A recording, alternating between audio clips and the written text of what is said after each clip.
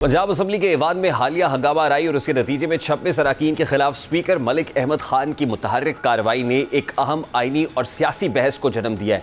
ये सवाल उठ रहा है कि क्या ऐवान में एहतजाज और शोर शराबा करने वाले अरकान को नाअहल करार देना एक जमहूरी अमल है या एक ऐसा हथियार बनने जा रहा है जिसके जरिए इख्तलाफ राय को दबाया जा रहा है। और अगर आइंदा हर एहतजाजी आवाज़ को इस खदशे के तहत खामोश कराया जाए कि अरकान को नाअहल किया जा सकता है, तो ये रुझान न सिर्फ जमहूरियत के लिए ख़तरनाक होगा बल्कि पार्लिमानी रवायात की रूह के भी मुनाफी है।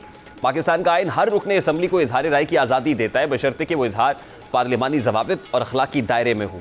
ऐवान में एहतजाज, वॉकआउट और नारेबाजी जैसी सरगर्मियाँ दुनिया की हर जमहूरी पार्लिमान में मामूल की बात है। पार्लिमानी तारीख उठाकर देखें तो हर दौरे हुकूमत में अपोजिशन की सबसे मौसर आवाज़ ऐवान में होने वाले एहतजाजों के जरिए उभरी है।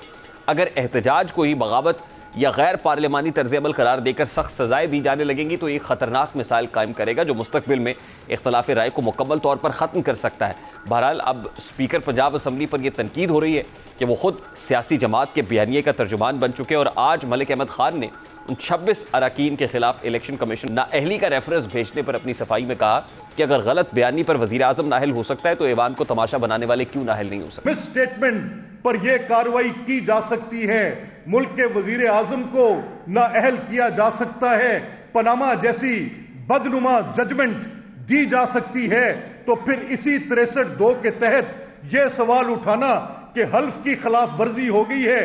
हल्फ में तो यह कहा कि मैं अपने फराइज मनसबी आईने पाकिस्तान और असेंबली के क्वाइद के मुताबिक अदा करूंगा, तो फिर उसको विलफुली रोज प्लानिंग करके हाउस के बिजनेस को ऑब्स्ट्रक्ट करके 12 करोड़ लोगों के राइट टू बी रिप्रेजेंटेड उस मैंडेट को छीनकर इस असेंबली को एक तमाशागाह बनाकर तो फिर बंद करें ये बात। या ये सवाल भी अहमियत इख्तियार करता है कि अगर ऐवान में शोर शराबा या एहतजाजी रवैया नाअहली की बुनियाद बनेगा तो कल कोई भी मुंतखब रुकन किसी हुकूमती पॉलिसी के खिलाफ बोलने की जुर्रत नहीं करेगा। एक जमहूरी ऐवान का हुस्न ही होता है कि इसमें मुख्तलिफ आवाज़ें उठती हैं, बहस होती है, मुखालिफत होती है और फिर अक्सरियत की बुनियाद पर फैसले किए जाते हैं।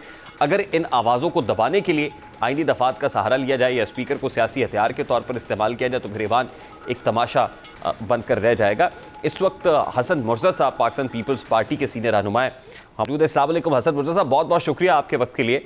सिर्फ इस बुनियाद पर कि अरकान ने शोर शराबा किया, बजट कॉपियाँ फाड़ दी, इस बुनियाद पर नाअहली का reference election commission of Pakistan को भेज देना, ये एक तो बहुत संगीन इकदाम है, बहुत सख्त इकदाम है।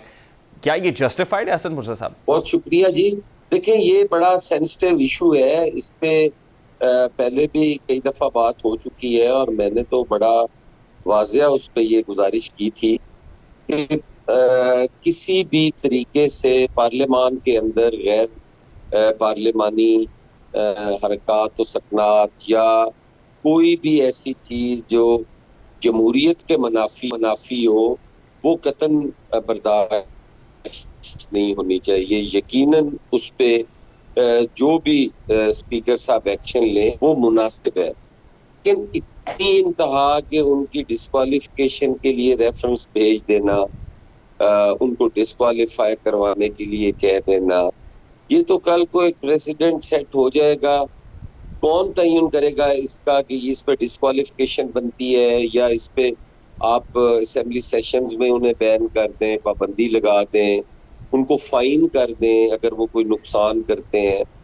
तो उनकी अगर बदतमीजी की या उसकी इंतहा है तो दूसरी तरफ से भी कोई इस किस्म का नहीं किया जा रहा। हालांकि स्पीकर साहब जो हैं वो बड़े तहम्मुल मिजाज, बड़े धीमे मिजाज के साथ हाउस को चलाना और अच्छी रिवायात कायम की हैं उन्होंने, लेकिन इस इशू पे वो इतना संजीदा और इतना इंतहाई इकदाम करने पे समझ से बालातर है। हसन मुर्जा, देखिए ये एहतजाज होना, कॉपियां फाड़ना, शोर शराबा, ये ना सिर्फ पाकिस्तान के अंदर मतलब वो सूबे की सतह पर हो, सूबाई असम्बली में या नेशनल असम्बली के अंदर हो, बल्कि दुनिया भर के अंदर होता है।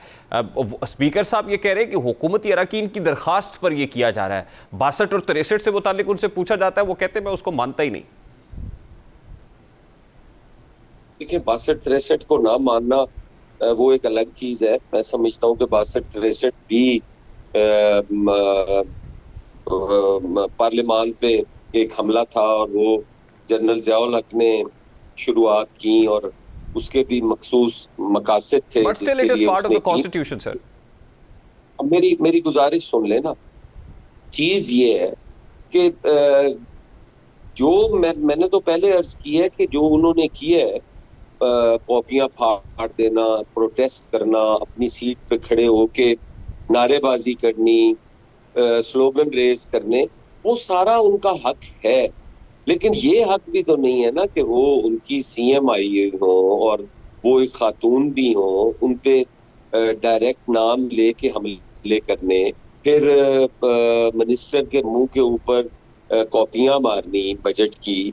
ये चीजें नामुनासिब हैं, बल्कि नाकाबिले बर्दाश्त हैं, और इस पे होना चाहिए।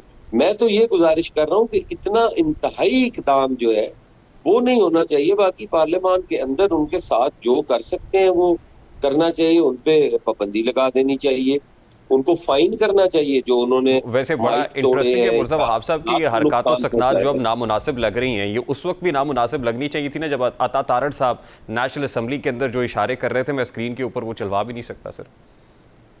देखिए, मैं गुजारिश करता हूँ कि बिल्कुल वो गलत है। मैं कब कह रहा हूँ, मैं तो उन्हें जस्टिफाई नहीं कर रहा। जी मैं तो पाकिस्तान पीपल्स पार्टी को रिप्रेजेंट कर रहा हूँ। पाकिस्तान पीपल्स पार्टी ने एलएफओ पे इससे ज्यादा एहतजाज किया।